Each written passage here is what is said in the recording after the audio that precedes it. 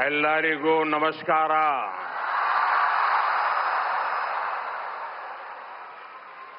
जय श्री कृष्ण. जय श्री कृष्ण. जय श्री कृष्ण. मैं अपनी बात बताना शुरू करूं उसके पहले यहां कुछ बच्चे चित्र बना के ले आए हैं. जरा एसपी जी के लोग और लोकल पुलिस के लोग मदद करें, उसको कलेक्ट कर लें. अगर आपने उसके पीछे अपना एड्रेस लिखा होगा तो मैं जरूर आपको धन्यवाद पत्र भेजूंगा. जिसके पास कुछ न कुछ है दे दीजिए, वो कलेक्ट कर लेंगे और आप फिर शांति से बैठ जाइए.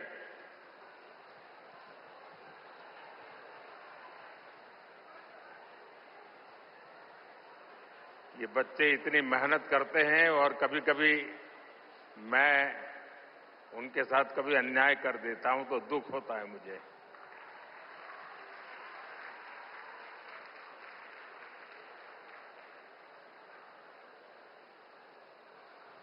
जय श्री कृष्ण.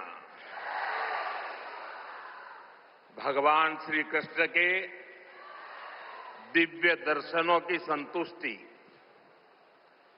श्रीमद् भगवद गीता के मंत्रों की ये आध्यात्मिक अनुभूति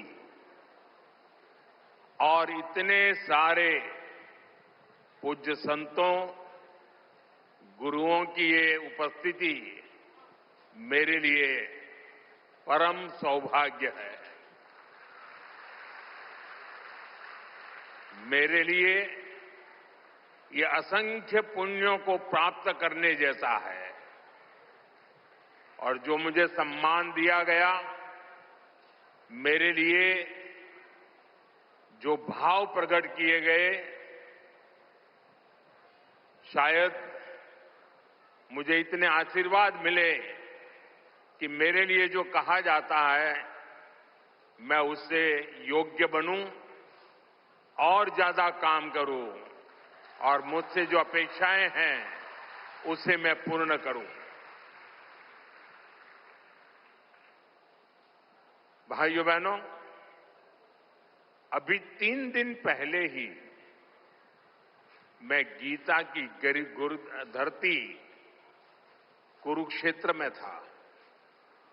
अब आज भगवान श्री कृष्ण के आशीर्वाद और जगतगुरु श्री मध्वाचार्य जी के यश की इस भूमि पर आना मेरे लिए परम संतोष का अवसर है. आज के इस अवसर पर जब 1 लाख लोगों ने एक साथ भगवद गीता के श्लोक पढ़े तो पूरे विश्व के लोगों ने भारत की सहस्त्र वर्षों की दिव्यता का साक्षात दर्शन भी किया है. इस कार्यक्रम में हमें आशीर्वाद देने के लिए पधारे हुए श्री श्री सुगुणेन्द्र तीर्थ स्वामी जी, श्री श्री सुशींद्र तीर्थ स्वामी जी, कर्नाटका के गवर्नर थावरचंद गहलोत जी, केंद्रीय मंत्रिमंडल के मेरे सहयोगीगण, राज्य सरकार के मंत्री, सांसद, विधायक, उडुपी के अष्टमठों के सभी अनुयायी, उपस्थित अन्य संतगण, देवी और सज्जनों, कर्नाटका की इस भूमि पर यहां के स्नेहीजनों के बीच आना मेरे लिए सदा ही एक अलग अनुभूति होती है. और उडुपी की धरती पर आना तो हमेशा अद्भुत होता है.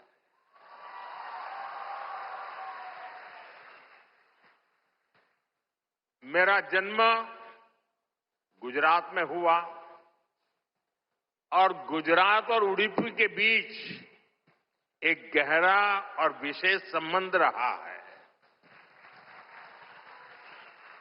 मान्यता है कि यहां स्थापित भगवान श्री कृष्ण के विग्रह की पूजा पहले द्वारका में माता रुक्मिणी करती थी।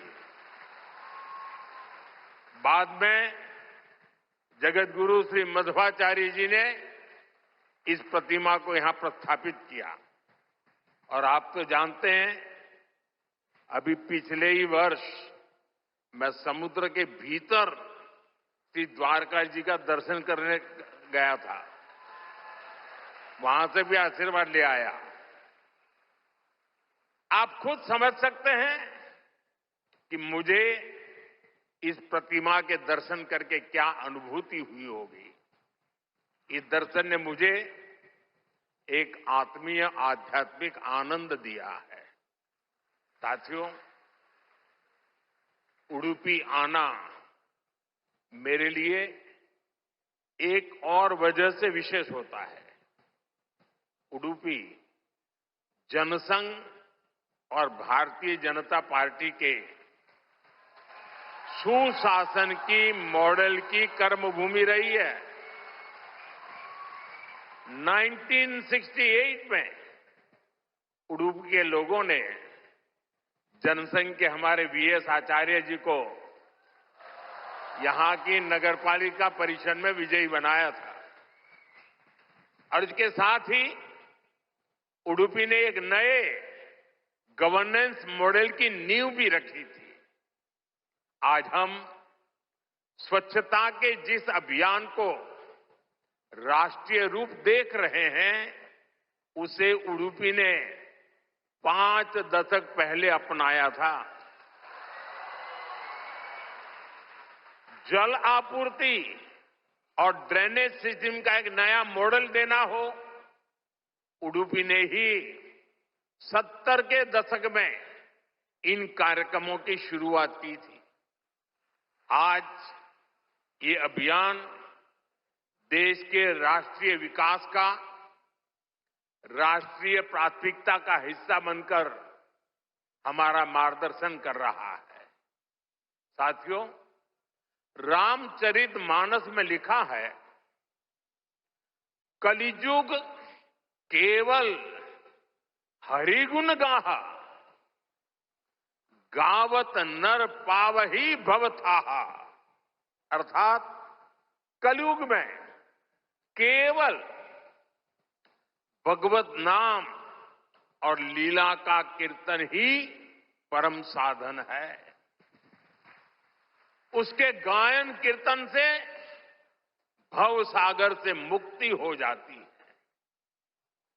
हमारे समाज में मंत्रों का, गीता के श्लोकों का पाठ तो शताब्दियों से हो रहा है, पर जब 1 लाख कंठ एक स्वर में इन श्लोकों का ऐसा उच्चारण करते हैं, जब इतने सारे लोग गीता जैसे पुण्य ग्रंथ का पाठ करते हैं,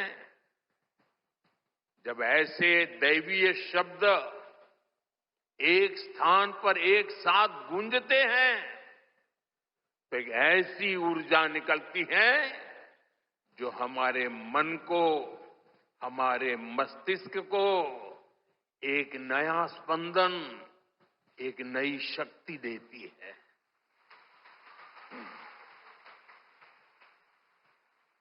यही ऊर्जा अध्यात्म की शक्ति की है। यही ऊर्जा सामाजिक एकता की शक्ति है। इसलिए आज लक्ष्य कंठ गीता का ये अवसर एक विशाल ऊर्जा पिंड को अनुभव करने का अवसर बन गया है।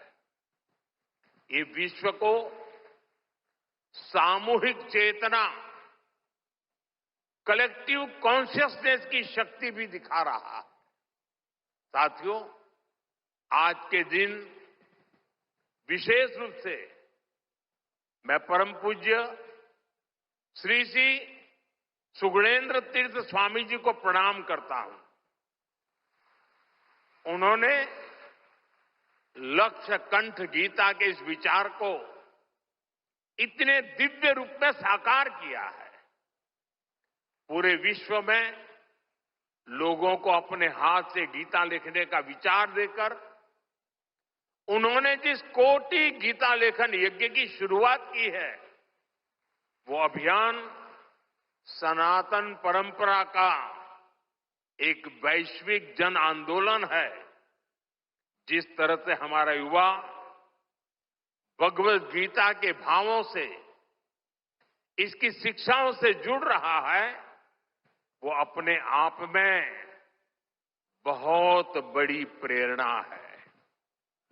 सदियों से भारत में वेदों, उपनिषदों और शास्त्रों के ज्ञान को अगली पीढ़ी तक पहुंचाने की परंपरा रही है और ये कार्यक्रम भी इसी परंपरा का भगवत गीता से अगली पीढ़ी को जोड़ने का एक सार्थक प्रयास बन गया है।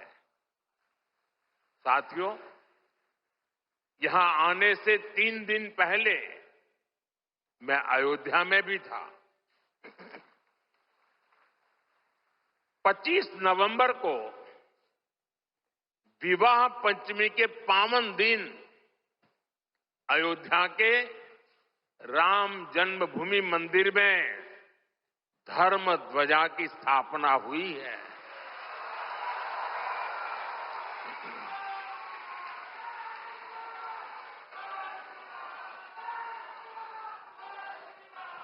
अयोध्या से उडुपी तक असंख्य राम भक्त इस दिव्यतम और भव्यतम उत्सव के साक्षी बने हैं। राम मंदिर आंदोलन में उडुपी की भूमिका कितनी बड़ी है, सारा देश इसे जानता है। परम पूज्य स्वर्गीय विश्वेश तीर्थ स्वामी जी ने दशकों पहले राम मंदिर के पूरे आंदोलन को जो दिशा दी, ध्वजारोहण समारोह उसी योगदान की सिद्धि का पर्व बना है। उडुपी के लिए राम मंदिर का निर्माण एक और कारण से विशेष है। नए मंदिर में जगत गुरु मध्वाचार्य जी के नाम पर एक विशाल द्वार भी बनाया गया है। भगवान राम के अनन्य भक्त जगतगुरु मध्वाचार्य जी ने लिखा था, रामाय शाश्वत सुविस्तृत षड्गुणाय सर्वेश्वराय बलवीर्य महारणावाय, अर्थात भगवान श्री राम 6 दिव्य गुणों से विभूषित सर्वेश्वर और अपार शक्ति साहस के सागर है। और इसलिए राम मंदिर परिसर का एक द्वार उनके नाम पर होना उडुपी, कर्नाटका और पूरे देश के लोगों के लिए बहुत गौरव की बात है। साथियों, जगतगुरु श्री मध्वाचार्य जी भारत के द्वैत दर्शन के प्रणेता और वेदांत के प्रकाश स्तंभ है। उनके द्वारा बनाई गई उडुपी के अष्टमठों की व्यवस्था संस्थाओं और नव परंपराओं के निर्माण का मूर्त उदाहरण है। यहां भगवान श्री कृष्ण की भक्ति है, वेदांत का ज्ञान है और हजारों लोगों की अन्न सेवा का संकल्प है। एक तरह से ये स्थान ज्ञान, भक्ति और सेवा का संगम तीर्थ है। साथियों, जिस काल में जगतगुरु मध्वाचार्य जी का जन्म हुआ, उस काल में भारत बहुत सी आंतरिक और बाहर की चुनौतियों से जूझ रहा था। उस काल में उन्होंने भक्ति का वो मार्ग दिखाया जिससे समाज का हर वर्ग, हर मान्यता जुड़ सकते थे। और इसी मार्गदर्शन के कारण आज कई शताब्दियों के बाद भी उनके द्वारा स्थापित मठ प्रतिदिन लाखों लोगों की सेवा का कार्य कर रहे हैं। उनकी प्रेरणा के कारण द्वैत परंपरा में ऐसी कई विभूतियां जन्मी हैं जिन्होंने सदा धर्म, सेवा और समाज निर्माण का काम आगे बढ़ाया। और जन सेवा की ये शाश्वत परंपरा ही उडुपी की सबसे बड़ी धरोहर है।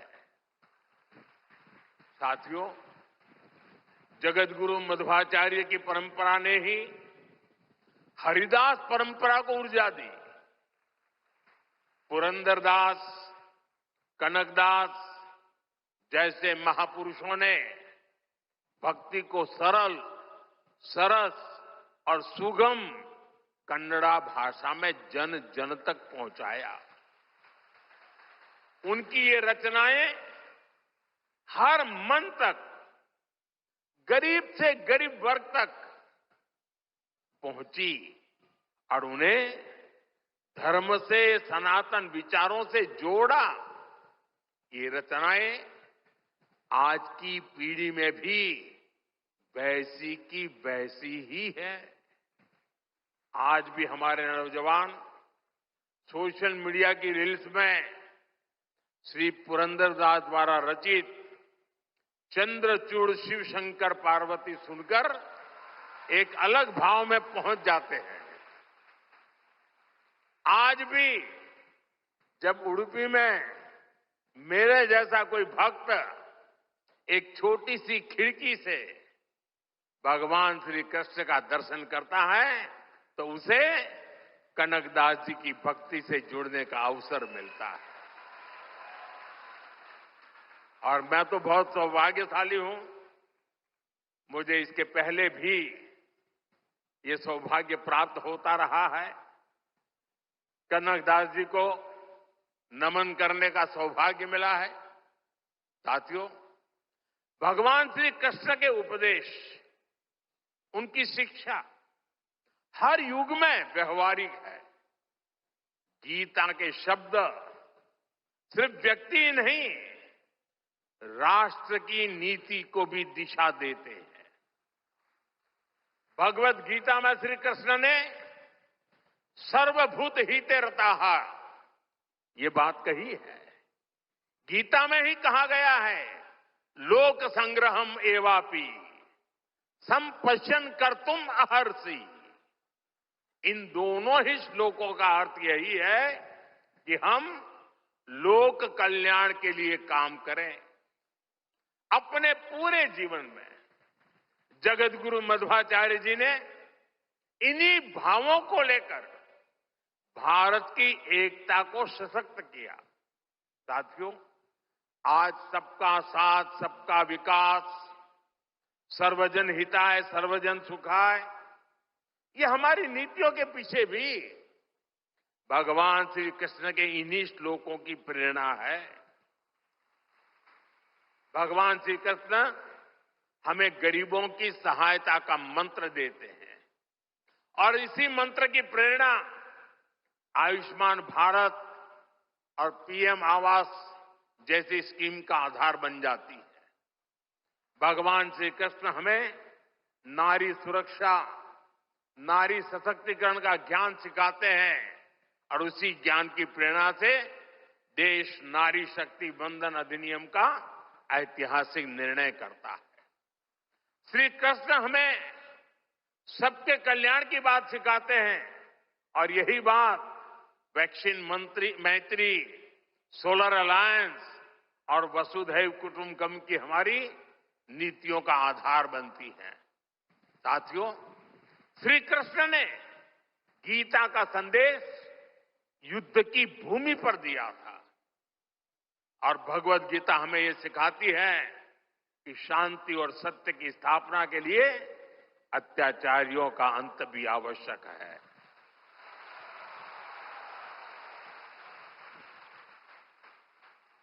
राष्ट्र की सुरक्षा नीति का मूल भाव यही है। हम वसुधैव कुटुंबकम भी कहते हैं और हम धर्मो रक्षति रक्षितः का मंत्र भी दोहराते हैं। हम लाल किले से श्री कृष्ण की करुणा का संदेश भी देते हैं और उसी प्राचीर से मिशन सुदर्शन चक्र की उद्घोषणा भी करते हैं। मिशन सुदर्शन चक्र यानी देश के प्रमुख स्थानों की, देश के औद्योगिक और सार्वजनिक क्षेत्रों की सुरक्षा की ऐसी दीवार बनाना जिसे दुश्मन भेद न पाए और अगर दुश्मन दुस्साहस दिखाए तो फिर हमारा सुदर्शन चक्र उसे तबाह कर दे। साथियों, ऑपरेशन सिंदूर की कार्रवाई में भी देश ने हमारा ये संकल्प देखा है।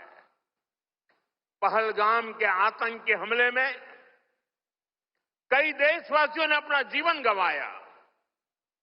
इन पीड़ितों में मेरे कर्नाटका के भाई बहन भी थे।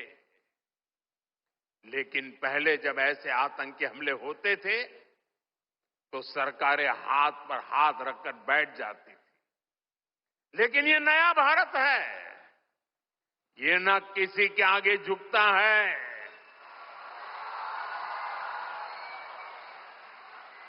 और न ही अपने नागरिकों की रक्षा के कर्तव्य से डिगता है।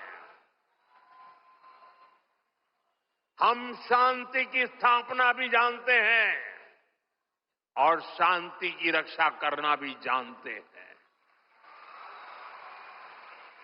साथियों, भगवत गीता हमें कर्तव्यों का, हमारे जीवन संकल्पों का बोध कराती है और इसी प्रेरणा से मैं आज आप सभी से कुछ संकल्पों का आग्रह भी करूंगा। ये आग्रह 9 संकल्प की तरह है जो हमारे वर्तमान और भविष्य के लिए बहुत आवश्यक है। संत समाज जब इन आग्रहों पर अपना आशीर्वाद दे देगा तो इन्हें जन जन तक पहुंचने से कोई रोक नहीं पाएगा। साथियों, हमारा पहला संकल्प होना चाहिए कि हमें जल संरक्षण करना है, पानी बचाना है, नदियों को बचाना है। हमारा दूसरा संकल्प होना चाहिए कि हम पेड़ लगाएंगे। देश भर में एक पेड़ मां के नाम अभियान को गति मिल रही है। इस अभियान के साथ अगर सभी मठों का सामर्थ्य जुड़ जाएगा तो इसका प्रभाव और व्यापक होगा। तीसरा संकल्प कि हम देश के कम से कम एक गरीब का जीवन सुधारने का प्रयास करें। मैं ज्यादा नहीं कह रहा हूं। चौथा संकल्प, स्वदेशी का विचार होना चाहिए। एक जिम्मेदार नागरिक के रूप में हम सब स्वदेशी को अपनाएं।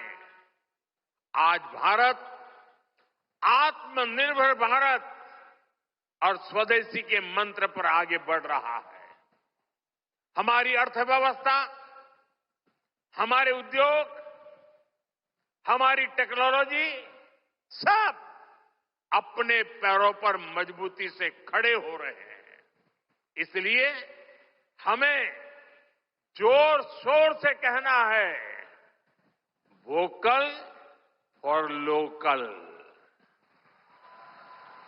Vocal for vocal, vocal. साथियों, 5वें संकल्प के रूप में हमें नेचुरल फार्मिंग को बढ़ावा देना है। हमारा छठा संकल्प होना चाहिए कि हम हेल्थी लाइफस्टाइल को अपनाएंगे, मिलेट्स अपनाएंगे और खाने में तेल की मात्रा कम करेंगे। हमारा 7वां संकल्प ये हो कि हम योग को अपनाएं, इसे जीवन का हिस्सा बनाएं। 8वां संकल्प मैन्युस्क्रिप्ट्स, पांडुलिपियों के संरक्षण में सहयोग करें। हमारे देश का बहुत सा पुरातन ज्ञान पांडुलिपियों में छिपा हुआ है। इस ज्ञान को संरक्षित करने के लिए केंद्र सरकार ज्ञान भारतम मिशन पर काम कर रही है। आपका सहयोग इस अमूल्य धरोहर को बचाने में मदद करेगा। साथियों, आप 9वां संकल्प लें कि हम कम से कम देश के 25 ऐसे स्थानों का दर्शन करेंगे जो हमारी विरासत से जुड़े हैं। जैसे मैं आपको कुछ सुझाव देता हूं, 3-4 दिन पहले कुरुक्षेत्र में महाभारत अनुभव केंद्र की शुरुआत हुई है। मेरा आग्रह है कि आप इस केंद्र में जाकर भगवान श्री कृष्ण का जीवन दर्शन देखें। गुजरात में हर साल भगवान श्री कृष्ण और मां रुक्मिणी के विवाह को समर्पित माधोपुर मेला भी लगता है। देश के कोने कोने से और खास करके नॉर्थ ईस्ट से बहुत से लोग इस मेले में खास तौर पर पहुंचते हैं। आप भी अगले साल इसमें जाने का प्रयास जरूर करिएगा। साथियों, भगवान श्री कृष्ण का पूरा जीवन, गीता का हर अध्याय कर्म, कर्तव्य और कल्याण का संदेश देता है। हम भारतीयों के लिए 2047 का काल सिर्फ अमृत काल ही नहीं, विकसित भारत के निर्माण का एक कर्तव्य काल भी है। देश के हर नागरिक की, हर भारतवासी की अपनी एक जिम्मेदारी है। हर व्यक्ति का, हर संस्थान का अपना एक कर्तव्य है और इन कर्तव्यों की पूर्णता में कर्नाटका के परिश्रमी लोगों की भूमिका बहुत बड़ी है। हमारा हर प्रयास देश के लिए होना चाहिए। कर्तव्य की इसी भावना पर चलते हुए विकसित कर्नाटका, विकसित भारत का स्वप्न भी साकार होगा। इसी कामना के साथ उडुपी की धरती से निकली है ऊर्जा विकसित भारत के इस संकल्प में हमारा मार्गदर्शन करती रहे। एक बार फिर इस पवित्र आयोजन से जुड़े हर सहभागी को मेरी ढेर सारी शुभकामनाएं और सबको जय श्री कृष्ण, जय श्री कृष्ण, जय श्री कृष्ण।